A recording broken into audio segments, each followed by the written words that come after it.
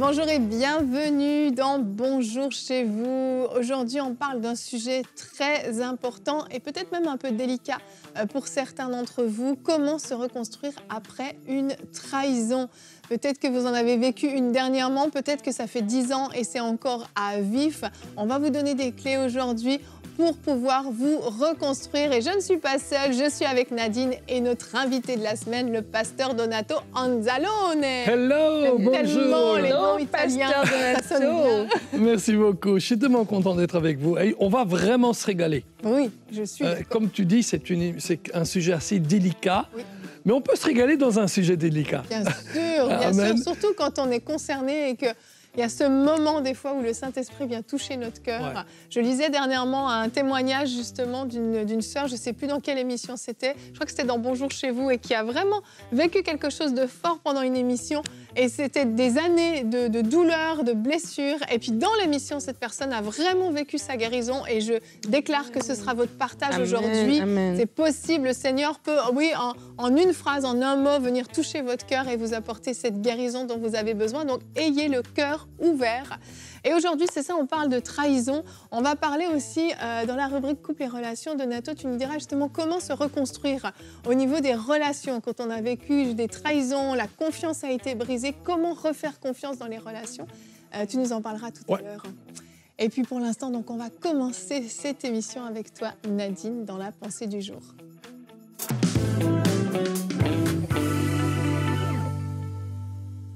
Oui, aujourd'hui, on parle de ce sujet délicat de la trahison et de comment se reconstruire après une trahison. Je crois que la trahison, c'est quelque chose qui, malheureusement, arrive à tout le monde. À un moment donné dans la vie, à force de vivre avec des gens, de côtoyer des personnes, on finit comme ça par être trahi. Si notre Seigneur Jésus-Christ lui-même a été trahi par l'un de ses 12 disciples, à combien plus forte raison, nous, avec nos relations imparfaites, les personnes imparfaites qui sont autour de nous, nous pouvons être trahis. Parce que l'être humain n'est pas parfait, l'être humain est faillible, peut causer des erreurs, peut mal faire. Alors, comment on vit tout ça? La première des choses, moi, le but de ma pensée, c'est de parler aux personnes qui ont trahi et parler aussi à la personne qui a été trahie. Comment on ressent lorsqu'on est trahi? Parce que des fois, quand on trahit quelqu'un, on peut se sentir mal et vouloir passer à autre chose. J'aimerais dire qu'on ne minimise pas la trahison. Même si pour vous, l'acte que vous avez posé, vous l'avez fait de façon, voilà, sans être mal intentionné, mais vous avez trahi l'autre, mais reconnaissez qu'il y a eu une douleur, en fait, qu'il y a eu une faute et que cette personne doit prendre le temps de guérir de cette situation-là. C'est vraiment important de pouvoir le faire et on le verra tout au long de l'émission de comment reconstruire. Mais vraiment, c'est important de reconnaître lorsqu'il y a eu une faute. Et lorsqu'on se sent trahi, lorsqu'on a été trahi, pardon, on peut se sentir mis de côté, on peut se sentir abandonné, on peut se sentir comme si on s'est joué de nous, comme si tout ce qu'on a vécu n'a jamais vraiment compté. Est-ce que la personne, pendant toutes ces années-là, elle mentait ou est-ce qu'elle a vraiment été sincère? Est-ce que ce qu'on a vécu a été réel ou c'était de l'imaginaire depuis le début, c'était du semblant? Et vraiment, c'est important de pouvoir adresser ces choses-là. C'est un anglicisme quand je dis adresser, mais vraiment confronter ces choses-là, voilà, en parler. Et la Bible dit dans le Proverbe 28 au verset 13, « Celui qui cache ses transgressions ne réussira pas, mais on aura compassion de celui qui les reconnaît et les abandonne. » Et à ce moment-là, je parlais aux personnes qui ont trahi quelqu'un. Lorsque la confiance est brisée, c'est difficile de la rebâtir. Ça prend du temps pour la rebâtir. Mais j'aimerais vous inviter à marcher dans la vérité. Ce verset dit que quand on confesse, quand on avoue nos transgressions, il y a un pardon qui commence. Le processus du pardon va commencer, de reconstruction, va commencer quand la vérité va être dite. Alors que vous êtes là et vous marchez avec quelqu'un et vous avez trahi cette personne-là, je veux vous inviter à parler, à mettre les cartes sur table, à marcher dans la vérité. Parce que des fois, on veut garder le peu de mensonges qui nous reste, la petite chose que peut-être on s'est dit peut-être que ça, si je lui dis, ça va être trop compliqué. Dites la vérité alors que vraiment la situation a déjà eu lieu. Dites la vérité. Prenez le temps avec l'autre personne qui s'est sentie trahie parce que vraiment, ses fondations, elle est démolie à l'intérieur. Elle a besoin d'être reconstruite. Prenez le temps avec elle, qu'elle puisse aussi verbaliser ce qu'elle ressent. Et après, oui, le pardon et le chemin de reconstruction viendra s'il y a reconstruction, dépendamment des situations, mais vraiment de part et d'autre. La personne qui a été trahie, reconnaissez votre douleur. Ne passez pas juste les choses sous le tapis. Reconnaissez la douleur, reconnaissez ce qui s'est passé. Et la personne qui a trahi, demandez pardon, marchez dans la vérité, dites ce qui s'est passé. Et à partir de là, le Saint-Esprit va faire son travail pour la reconstruction. Merci Nadine. Wow. Vraiment, la trahison fait extrêmement mal. Ça fait partie des plus grandes douleurs parce que quand on trahit, ça veut dire que s'il y a eu trahison, c'est qu'il y avait confiance, c'est qu'il y avait vraiment ouverture. On s'était donné, on s'était ouvert réellement et donc on s'était rendu vulnérable. Ça veut dire qu'il n'y avait plus de protection. Et quand la personne nous trahit, ça fait mal, mais directement. La blessure, elle est profonde, il n'y a rien qui vient l'arrêter en fait. Et c'est une vraie douleur, c'est une vraie peine et peut-être que vous nous écoutez et vous savez exactement de quoi on parle. J'aimerais vous dire que vous n'êtes pas la seule à avoir été trahie. Le psaume 41:10, qui est un des psaumes de David, nous dit « Et même mon meilleur ami, en qui j'avais mis ma confiance, celui qui partageait mon pain, s'est tourné contre moi. » Et David en a eu pas mal, des trahisons quand même. Il n'en a pas eu qu'une. Il a eu, oui, peut-être son meilleur ami, mais il a eu aussi Saül, il a eu son fils, il a eu différentes trahisons dans sa vie. Et Jésus lui-même, avec Judas, a eu la trahison ultime. Et en fait, la trahison, c'est quelque chose qui malheureusement fait partie de la vie. Mais notre réaction va être déterminante. Il y a des gens qui, suite à une trahison, vont décider de quitter complètement l'Église. Les églises, de manière générale, vont dire « Moi, je ne mets plus les pieds à l'Église parce qu'à l'Église, j'ai été trahi. » Il y en a d'autres qui vont même renoncer à la foi, qui vont quitter le Seigneur, qui vont dire « Si c'est ça la vie chrétienne, ça ne m'intéresse pas, je ne veux plus de cette vie-là. » Et qui vont renoncer. Mais un jour, vous allez vous retrouver devant le Seigneur. Et ce jour-là, vous pourrez dire « Seigneur, je t'ai abandonné parce qu'un tel m'a trahi. » Mais Dieu va dire, mais est-ce que tu t'es senti mieux après m'avoir abandonné? Est-ce que ça t'a fait du bien de m'abandonner? La réponse sera non. Et Jésus va nous rappeler que notre salut est individuel et nous concerne nous. C'est notre décision et nos décisions nous appartiennent. Donc attention à ce qu'on peut parfois mettre en place comme réaction dans des cas de trahison. On peut poser des actions qui vont finalement nous nuire encore plus et nous faire encore plus de tort. Absolument. Et comme tu parles de régner ou de partir, etc., en fait, ça va être la douleur, la réaction initiale à la douleur. Oui. Ça va être de se fermer parce qu'on veut se protéger. Parce que justement, comme tu l'as dit si bien, c'est que lorsqu'il y a trahison, c'est parce qu'il y avait confiance, il y avait proximité. Le chauffeur d'autobus ne peut pas me trahir. À moins qu'il arrive en retard à l'arrêt du bus et que je monte mon bus. Bon, ce ne sera peut-être pas une trahison ultime. Ce ne sera pas une trahison ultime. On va s'en remettre. Tu comprends? Mais c'est des gens proches de nous qui vont nous trahir. Ouais. Et donc, vraiment, je crois que lorsque la trahison arrive, il y a la réaction initiale. Ma réaction initiale va vouloir être de me protéger en fermant mon cœur. Mais fermer mon cœur à long terme, comme tu le dis, ne va pas aider. Parce que ce qui se passe, c'est que quand on fait ça, la trahison devient le filtre par lequel je vais tout voir. Je vais voir la relation avec cette personne à travers le filtre de la trahison, en me disant s'il m'a trahi aujourd'hui, ça fait 15 ans que peut-être qu'il ne m'a jamais aimé, etc., etc. Mais après, je vais voir toutes les autres relations à travers le filtre de cette trahison-là. Donc, du coup, je me mets dans une boîte et je m'empêche d'avancer. Mais je crois que des fois, la trahison est aussi l'occasion, parce que Dieu change le mal en bien, où à ce moment-là, j'ai des vraies conversations, parce que s'il faut reconstruire, le pasteur Donato va en parler, si c'est le couple, ben c'est le temps de remettre des bonnes bases et des bases solides. Mais la trahison aussi va aussi venir me montrer le vrai cœur des gens. Tu parlais de Jésus, tu parlais de David, mais il y a Samson. Quand Dalila arrêtait pas à chaque fois de dire les Philistins sont sur toi, mais quand quelqu'un me trahit comme ça, je vois le cœur de la personne. Ah tiens, donc ça veut dire que cette personne-là, elle n'a pas mais mon meilleur intérêt à cœur. Cette personne-là ne marche pas avec moi. Donc des fois, ne pas trop voir tout à la négative, se fermer et se mettre dans un coin, c'est de se dire ah tiens. Là, maintenant, Seigneur, c'est quel type de trahison, c'est quel type de relation pour que je puisse voir si maintenant je vois le cœur de la personne, je sais comment ajuster mon comportement ou je sais comment faire pour maintenant mettre les bonnes bases pour que cette situation-là ne se produise plus à l'avenir. Oui, effectivement. Un travail de prévention, parfois, peut être effectivement nécessaire parce que c'est vrai qu'on peut avoir, d'une certaine façon, autoriser aussi la trahison. Comme tu le dis, il y a des signes. Il y a des signes avant-coureurs. Et c'est là que c'est le plus dur. C'est qu'après, tu revois toutes ces scènes et tu te dis, mais j'aurais dû voir ça. J'aurais dû comprendre. J'aurais dû... Puis on se sent stupide, on se sent humilié. Pour l'estime de soi, la trahison est extrêmement violente, je trouve. Elle fait très mal parce que on se dit, si on m'a trahi, c'est que je ne méritais pas, en fait, d'être respectée. C'est que ma valeur, finalement, ne valait pas grand-chose. Cette personne m'a tellement manqué de respect. Et c'est très violent, je trouve, à l'intérieur. Absolument. Dans la confiance, il y a la loyauté. Et c'est tellement important, la loyauté. Et il y a aussi des signes, comme tu dis, comme vous dites, qui montrent qu'une personne peut perdre sa loyauté petit à petit. Et c'est souvent quelque chose qui prend qui prend du temps. C'est pas quelque chose. C'est rare que quelqu'un dit maintenant, c'est quelque chose qui construit. Et ça a aussi à voir certaines fois avec des non-dits. J'ai fait mal à quelqu'un, la personne ne me dit rien, et puis bon, je ne fais pas attention, et puis de nouveau, et puis petit à petit, on commence à perdre cette confiance.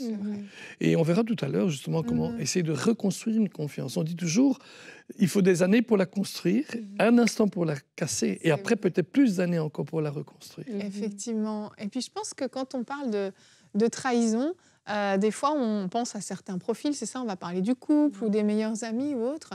Mais j'ai vraiment à cœur aussi de m'adresser à des pasteurs qui ont vraiment ce sentiment d'avoir été trahis. Vous savez, on a souvent l'idée de se dire c'est les pasteurs qui trahissent leurs brebis, mais dans certains cas, c'est vraiment l'inverse. Des pasteurs qui se sont sentis peut-être abandonnés, qui avaient commencé à bâtir quelque chose, tout à coup, un membre de l'Église fait une division, on va prendre des brebis, va casser tout ce travail des années et des années. Et vraiment, j'ai à cœur de vous parler à vous, pasteurs, si vous êtes concernés, vous suivez cette émission, que vous puissiez vraiment aussi mettre en pratique tous ces conseils que Donato donnera tout à l'heure. Parce que là aussi, la relation de confiance avec les brebis, elle va être essentielle, elle va être nécessaire pour continuer à bâtir. Et oui, des fois, on est trahi et ça fait mal, c'est vrai, mais il ne faut pas rester sur cette trahison parce que là, encore une fois, on va réaliser qu'on va mettre en place des mécanismes de défense qui ne sont pas toujours les meilleurs, qui sont parfois, non seulement il y aura une carapace, mais elle aura des pics, cette carapace. Et on va devenir très piquant, on va devenir très amer avec les autres. Et on va faire payer à tous ceux qui nous entourent le prix d'une personne qui nous a trahis. Et tout le monde se retrouve victime de cette trahison. Donc, il faut faire attention à ça aussi. Absolument. Je pensais, quand tu parlais à ce verset dans Proverbe, qui dit que moi, la sagesse, j'ai pour demeure le discernement et je possède la science de la réflexion. Et je l'ai vraiment aussi dans le même sens, même par rapport aux gens qui se disent j'ai toujours été trahi. On dirait j'ai la poisse, on dirait je ne suis pas digne d'être aimé, on dirait chaque personne à qui je fais confiance, que ce soit pour des affaires, que ce soit une amie, que ce soit une relation amoureuse, je suis toujours trahie. Et aussi de vraiment méditer ce verset et de dire, Seigneur, non, donne-moi cette science, cette capacité, cette sagesse, ce discernement, vraiment que je possède cette science de la réflexion, que je sois capable de voir les signes avant-coureurs, que je ne sois pas juste quelqu'un qui aime entendre des belles choses, mais que je vois aussi le comportement et que je comprenne que le comportement de quelqu'un parle aussi fort que ses mots. Il y a des gens qui entendent des belles paroles, mais il y a des gens qui ont un mauvais comportement. Et son comportement te dit qu'il va te trahir. Son comportement te dit qu'il ne marche pas avec toi. Alors, tu entends des belles paroles, mais là, je vois ce comportement-là. Seigneur, donne-moi de déceler. C'est pas être dans le soupçon, mais c'est vraiment être dans de la sagesse et dans du discernement. Si Samson avait vu Dalila pour qui elle était dès le départ, il n'aurait pas commis cette erreur qui lui a coûté sa vie. Et donc, vraiment aussi, de nous aider à nous responsabiliser aussi dans nos relations. C'est pas pour accuser, mais se responsabiliser et de dire, Seigneur, oui, donne-moi cette science, cette réflexion, ce discernement, que je n'aime pas tellement entendre des belles paroles, que j'entends des choses qui vont me faire mal après, en fait. C'est vrai que des fois, il y a des schémas un petit peu qui sont identiques et qui se reproduisent. Certaines fois, ça va être une flatterie à l'extrême, par exemple, ou des gens qui veulent tellement s'immiscer dans votre vie, ils veulent une telle proximité avec vous, et vous pensez qu'ils vous aiment beaucoup, mais en fait, c'est une façon de s'approcher pour finalement pouvoir mettre en plan, des fois, à exécution. Enfin, il y a des signaux qu'on peut discerner, et parfois, il n'y en avait pas. Il n'y en avait pas du tout. Et ça vous est tombé dessus comme ça. Et ça ne veut pas dire que vous étiez aveugle, pas du tout. Mais parfois, il n'y en a pas. Parfois, il y en a. On peut tirer des leçons, on peut anticiper. Mais certaines fois, on ne peut pas. Mais dans tous les cas, il y a une relation de confiance qui est brisée lorsqu'il y a une trahison. Une relation de confiance, comme tu le disais, Pasteur Donato, ça peut prendre des années à être construit, mais ça se détruit en une seconde, en un événement. Et on va voir maintenant avec toi comment on peut reconstruire cette relation de confiance.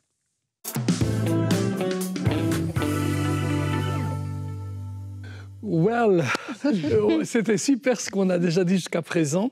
Peut-être qu'avant d'aller dans le vif du sujet, je veux rappeler quelque chose. Tu l'as mentionné, vous l'avez mentionné, Judas trahit Jésus. Et qu'est-ce que Jésus a fait? Paul dit, la nuit où Jésus fut trahi, il prit du pain et ensuite le vin. Et en fait, il était avec sa famille chrétienne, sa famille spirituelle. Je crois que c'est important de nous réaliser cela. C'est que dans toutes les situations de notre vie, rien ne peut se substituer avec nos familles, mais aussi avec notre famille spirituelle.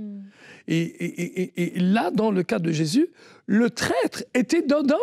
Et il le savait. Et il le savait, parce qu'il le savait ce qui se passait. Et il y avait des signes. On voit, souvent, on voit Judas dire des choses qu'il ne fallait pas dire. On sait qu'il prenait de l'argent de la caisse et tout. Il y avait des signes. Et pourtant, dans sa générosité, Jésus a continué à garder une confiance. Parce que quelquefois, garder une confiance, même avec quelqu'un qui a tendance à montrer des signaux, peut être une sorte de bouée de sauvetage. On dit en anglais, we give him the rope until he can hang himself. On lui donne la corde jusqu'à ce qu'il puisse nous pendre. Se pendre.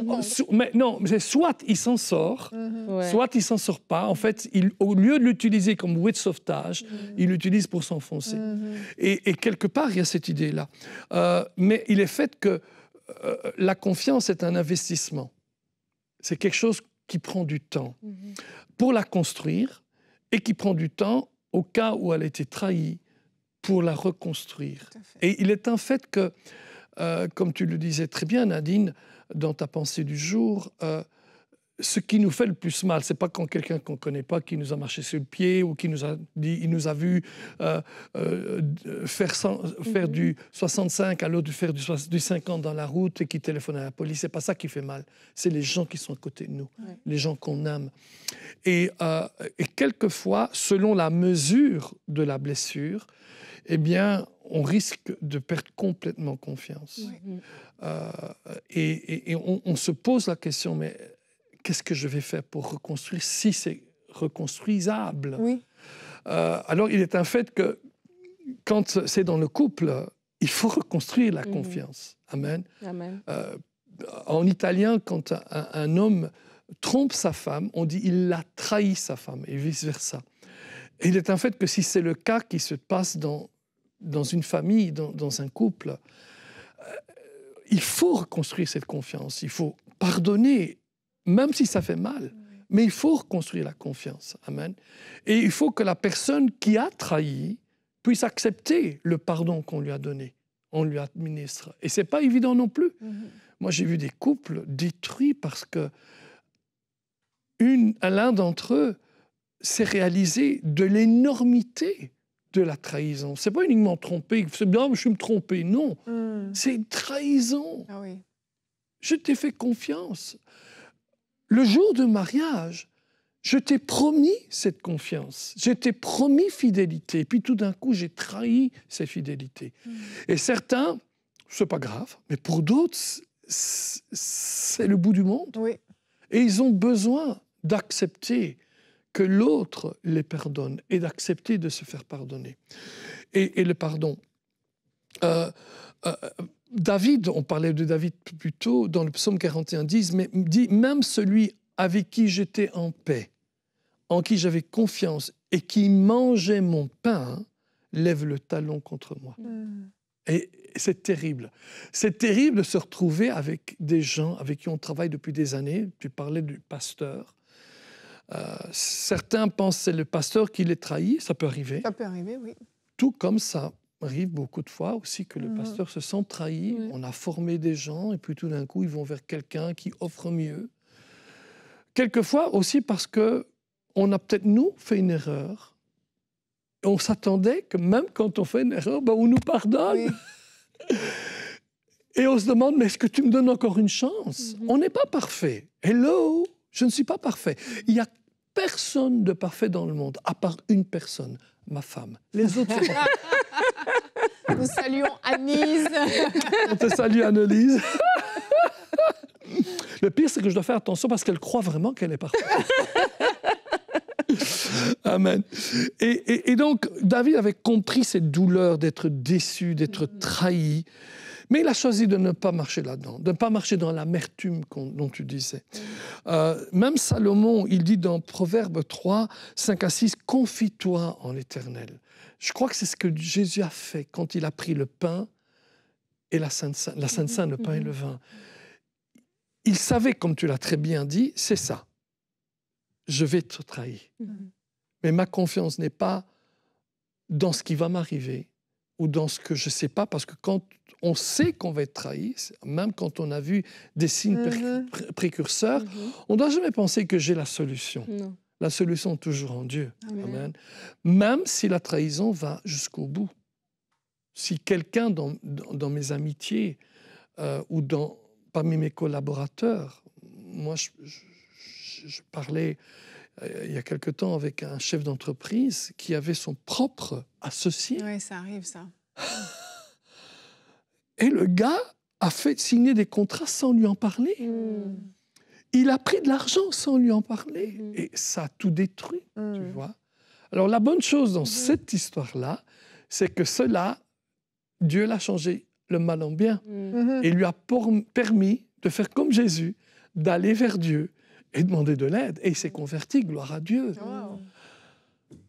Mais ce n'est pas facile. Non. Surtout au moment où il faut demander pardon. Alors il faut se rappeler toujours ceci. Le pardon ne dépend que d'une personne, toi. C'est moi, c'est toi qui décides de pardonner. La confiance va dépendre de deux personnes. C'est-à-dire, je dois voir aussi dans l'autre personne des signes de repentance. Oui. De nouveau, vous pouvez pardonner sans plus jamais avoir confiance. Quelquefois, vous pouvez pardonner et la raison vous dit, dans tel domaine, vous ne pouvez plus donner confiance. Et c'est juste de penser comme ça parce que la personne, à ce moment-là, n'est pas forcément digne de confiance. Il faut se protéger aussi. Oui, mais bon, je ne sais pas comment c'est au Canada, mais chez nous, en Europe, on fait très attention, par exemple, quand on donne des places de responsabilité parmi les enfants. S'ils ont eu un problème plus tard ou avant de pédophilie, je ne peux pas. Ben oui, tout à fait. C'est pas parce que je l'aime pas, Non. mais je peux pas faire confiance. Pas parce que je veux pas lui faire confiance, mais je dois avoir une certaine raison. Exactement. La même chose, si le caissier de l'église, le trésorier, quitte avec la caisse ou vole la caisse de l'église et puis se repent, gloire à Dieu pour la repentance. Je vais l'aimer, je vais continuer à lui faire confiance, mais pour d'autres choses. Parce que même si moi, je veux lui faire confiance, mais les gens de l'Église ne vont pas spécialement le comprendre. On dit, mais pasteur, il est parti, ça a été dur pendant plusieurs mois pour nous. Donc, on doit faire attention avec cela. De nouveau, quand on est marié, on doit tout faire pour reconstruire cette confiance. Mais donc, ça dépend de deux personnes, ce n'est pas uniquement moi. Maintenant, il y a aussi une tendance d'éviter à reconstruire. J'ai été blessé, tu m'as fait mal, je veux plus reconstruire. Mais je pense que quand on a une alliance de cœur, il y a toujours une solution. Amen. Je pense que nous, on le voit, vous le voyez dans notre équipe. Moi, je dis notre équipe parce que pour moi, c'est chez moi. Ici, yes, j'aime ça. Yes. Hein, on est dans la maison. Moi, je me sens avec mes frères, mes sœurs, mes amis et tout. Moi, j'ai avec vous une alliance de cœur. Et si je sentais, ça n'a jamais été le cas, je veux que ce soit clair, de me sentir trahi par vous et que vous venez et vous dites, Donato, excuse-nous, vraiment, on n'a pas voulu ça. Mais moi, j'ai une alliance de cœur. Je dois passer outre la chose et dire, écoute, ça a été dur. C'est ça fait mal quand même. Ça fait très mal. J'en ai peut-être souffert financièrement. Ça peut arriver, cela. Même dans une église, hein. Ça peut arriver. Alors, de nouveau, il n'y a pas... Moi, j'ai donné un exemple fictif, là. Mais on le voit dans d'autres situations, dans une situation... Mais comme j'ai une alliance de cœur, moi, je vais tout faire pour la reconstruire. Dans le couple, ça doit être comme ça. D'ailleurs, si tu n'as pas d'alliance de cœur dans le couple, il n'y a pas de doute qu'après, il y a eu des ruptures. Mais dans une équipe de travail, dans l'église, dans le ministère, si on se rend compte, mais zut, alors j'ai fait du mal, j'ai parlé du mal contre le responsable de mon équipe et tout. À cause de moi, il a perdu un contrat et tout, parce que j'ai dit quelque chose que peut-être j'aurais pas dû dire, même si je le pensais, mais on n'est pas parfait et tout. Mais s'il y a une alliance de cœur, je dois pouvoir essayer de le faire. Moi, ce que je pense qu'il y a d'abord un pardon qui doit se faire, et ensuite entamer cette demande de confiance, cette chose de confiance, admettre que j'ai eu tort, admettre que j'ai eu mal. Parce qu'il y a des gens qui disent « Ah, c'est pas grave ». Ce n'est pas vrai. Il faut admettre la blessure et dire « Waouh, ça m'a fait mal.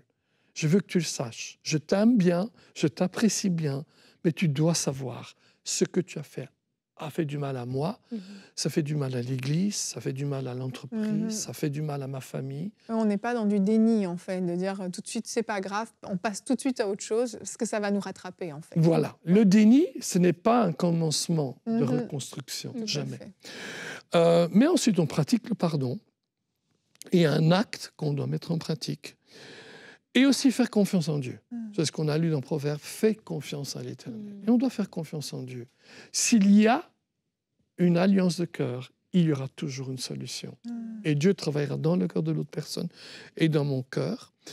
Reconnaître et encourager ce qui va renforcer la confiance. Ça veut dire que peut-être avant de faire confiance comme avant, mais même dans le couple, je pense que quand un homme s'est senti trahi par son épouse, qui est allé coucher avec un autre et vice-versa, c'est pas parce qu'il a demandé pardon ou elle a demandé pardon que tout du jour au lendemain, excuse-moi, mais qu'elle dit allez, on va coucher ensemble. Je crois qu'il y a une... Il faut travailler. C'est une guérison, une construction. Ça peut prendre des semaines, ça peut prendre des mois.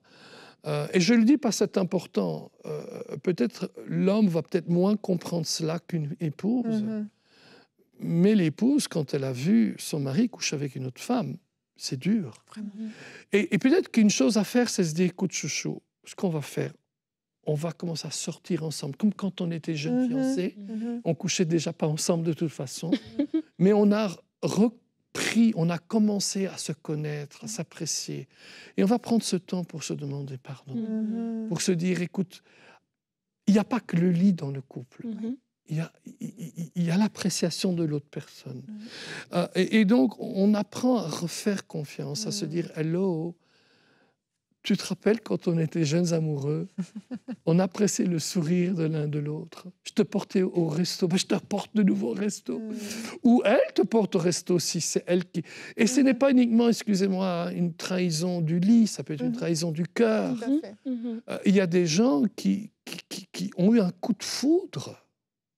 Un homme avec une femme, parce qu'il se rend compte que la sienne commence à être un petit peu plus grosse.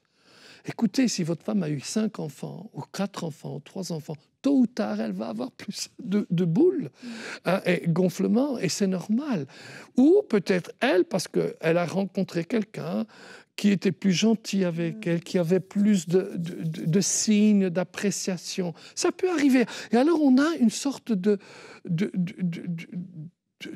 trahison du cœur.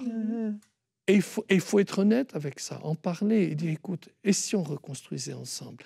Et on commence à faire des choses qu'on faisait avant dans le couple, mais aussi avec les gens autour de nous. Amen. Et puis, c'est ce que j'appelle la répétition d'actions cohérentes qui correspondent à nos actions. Et croire, c'est tellement important de dire, je le veux, je veux aller plus loin, je veux faire confiance, en espérant que c'est possible. Dans le couple, il faut que ça soit possible. Merci beaucoup, Donato. Merci pour toutes ces clés. Et j'aime la compassion qu'il y a dans ton cœur quand tu partages ces clés-là. Et voilà, on compatit avec vous. Et j'espère vraiment que ces points qui ont été apportés peuvent vous aider, vous accompagner et vous permettre de gérer au mieux ces périodes de la vie. Et surtout que vous allez pouvoir refaire confiance, réouvrir votre cœur à nouveau. En tout cas, c'est certain, c'est la meilleure décision que vous pouvez prendre, de réouvrir votre cœur, mais de la bonne façon, avec les bonnes limites aussi, comme tu en as parlé, Donato. Demain, on se retrouve, on va parler de la foi. Comment fonctionne la foi? Un thème super important, c'est une petite série de 3 jours qu'on va aborder autour de la foi. Et vendredi, on prendra le temps vraiment de prier pour vous également. Donc, on se retrouve demain. Pasteur Donato, tu feras une rubrique réponse d'experts. Tu vas nous dire comment fonctionne la foi. C'est toute une responsabilité que tu as. Allez, on se retrouve demain. Bonjour chez vous.